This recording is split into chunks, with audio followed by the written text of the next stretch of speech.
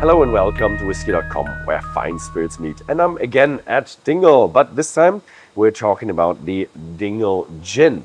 And the Dingle Gin was introduced very far at the very beginning of the distillery. But like you can make a gin pretty fast because you don't have the long maturation times that you need for a whiskey. So it's really good to start off with a gin. And the gin, the idea behind the gin was it should be original, like from the region. Here in the region, actually these botanicals are growing in the wilds and they actually represent the region. And it's kind of an artisan gin as it is created in a smaller kind of fashion. It's not like a big column still, it is a pot still. And the pot still we'll see later. The botanicals are obviously a lot of juniper, otherwise you're not allowed to call it a gin.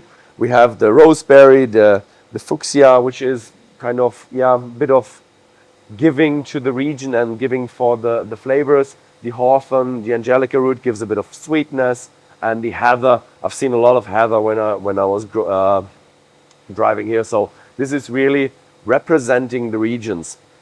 We have the neutral spirit, the neutral alcohol. The alcohol has to be neutral. It doesn't. There shouldn't be any flavor coming from the alcohol. The alcohol should all come from the botanicals, and they are being steeped for 24 hours in these botanicals, and then we go off into our pot still. This still is a very, very tall still, but this has a bit of a history. They didn't start on this still. They started on another still that was way, way smaller, and this was their startup. And the idea with their Dingle Gin starting as a product with no maturation, you can sell it fast, get a bit of revenue to keep the company running, was very good. And the Jill really sold very, very well. And in 2018, 2019, they actually realized this small still just doesn't cut it anymore. We need a bigger one. So they got a really big still, and they wanted to keep the proportions the same. So they had to have a really, really tall swan neck, which is, it looks like one of these, very, very tall gin stills that they used in London back in the days that, one of the very famous distilleries in the north of Scotland has. And so they distill it through. They don't use an aroma basket, and it comes out at 85% alcohol, a lot of copper content, so it's a bit smoother. And after that is being diluted by their own well water, and it goes down to drinking strength. And I'm really excited to have something right now. Yeah, that was it with the production. I'm standing here with Paddy Foley. I think we know you from the whiskey video last week. Yes. And I'm really excited about the gin. And I think I've done everything about it. Want to try it? Yeah, let's go for it. So what ABV are we looking at? 42.5% ABV. Okay. Is that like is there a reason behind it, or is it like the sweet spot? Again, it's the sweet spot. It's finding that balance between the alcohol, the botanicals, and just to make it a little bit, maybe stand out from the other gins out there as well. Was it hard to switch from the old still to the new one? A little bit, but we done our tastings, we done our checks on it, we double checked everything, we made sure that everything was going okay with it, because we were obviously a bit worried that it might change the flavour profile, but the small still, the new still was the same shape, the same design, just scaled up a little bit bigger. So we had our research done into it. We didn't have any issues with it. Okay, nice. Sláinte. Oh, this is a glass full of botanicals. Glass full of botanicals, yeah. So our gin has been very successful for us over the last number of years, obviously with gin becoming popular, so we were very successful.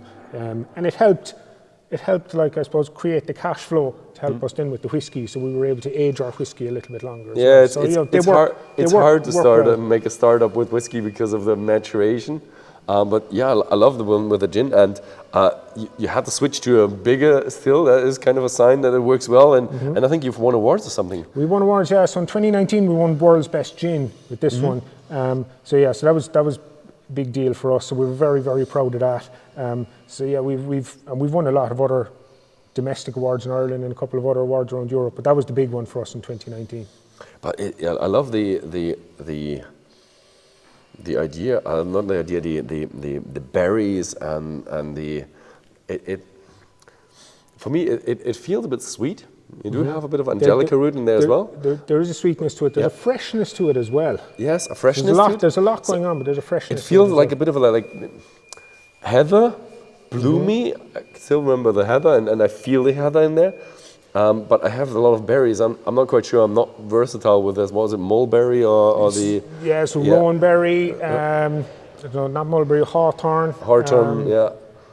So obviously juniper, coriander would be the main. You do have juniper in there. Yeah. You'll always have your juniper in there with your gin. I like it. So it's pretty well balanced. We're very happy with it. Yeah. I said again, very successful.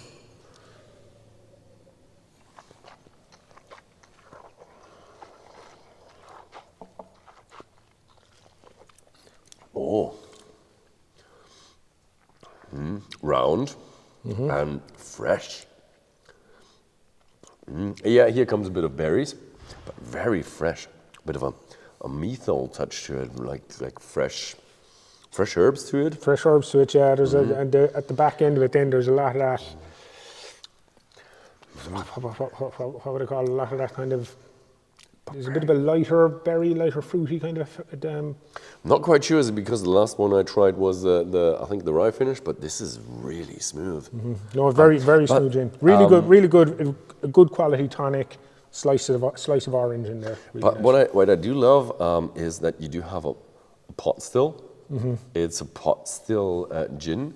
A lot of people have the rectifiers and all that kind of stuff. You have like a really long, thin pot still. It used to be like that in London to only have these long pot stills, and I like the idea because it's really very smooth.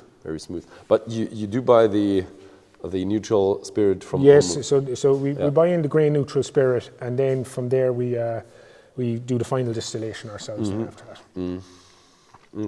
Because you do a vodka. We're not that into vodka. I like it. I'm not quite sure what it is. It tastes familiar. It tastes like something from my childhood, but I can't put my finger on it. I don't know, it was a kind of bubble gum or a kind of candy or something. It really tastes something like my childhood. Probably was a bubble gum with all the methyl that makes a lot of sense. Yeah. But I like it. It's very fluid and very drinkable, and it's a bit Very, dangerous, very I have to say. Do you recommend anything for mixing? Yeah, so as I said, a good quality tonic, a slice of orange. Okay. Slice of orange. Keep it simple. That's really so good quality. Tonic water to go with it. I would probably think that you'd use a bit of a weaker tonic because you do have the juniper, but it's not that heavy on the juniper. I'm really with the tonic. I'm like maximum is 50-50. Okay. A lot of people do a lot of tonic. I'm not into it. I just do love gin too much. For me, I like filling it up with tonic because it's a nice social. Okay. It's a nice social drink. So it's normally chatting to somebody, and you kind of The thing is when you add more tonic, you have more in the glass. Yes, you need more in the glass. But for me, when I'm having a gin and tonic, I'm having a conversation with someone, and that's what I remember instead of the. I don't focus too much on the liquid. So keep it simple, enjoy it. That's the way. Yeah, probably in the summer when you fill up with more tonic, then it's just more refreshing. It's a lovely, fresh and yeah. Absolutely. Yeah, I like it. So yeah, thank you very much for showing us around with the gin as well. No problem. So yeah, thanks, Paddy. Thank you very much. And yeah, thank you very much for watching. And if you would like to buy the gin, the Dingle gin, then have a look at Whisky.com or Whisky.de, depends on if you live in the Netherlands, Belgium, or Germany, or Austria, or Switzerland. And for the rest, thank you very much for watching, and see you next time.